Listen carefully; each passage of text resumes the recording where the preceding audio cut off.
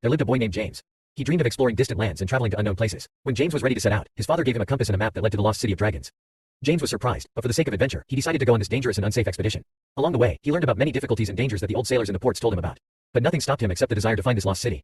One day, after many days of traveling, the earth began to sway, and several dried-up mountains appeared on the horizon. This starchy landscape suggested that there was a desert ahead. James continued his journey through the dust and heat, but after a few days, he saw a beautiful city in the distance that looked like a blooming paradise. But before he could approach the city, he heard a crash and a mighty roar. As he got closer, he noticed a bright red dragon that guarded the entrance to the city. James was scared because he had heard that dragons are very dangerous and aggressive. But he couldn't go back because his goal is to find the city.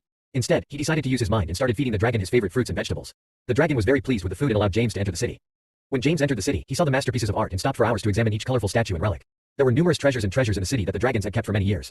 One day James met an old dragon who told him the history of the city. He said that the dragons once lived there and ruled the city that was their home. But then people started living nearby and wanted to take over the land of dragons. The dragons fought for their right to inheritance, but in the end they were forced to leave their home and travel through the mountains to other lands. This story made James think. He realized that it was important to preserve history and culture.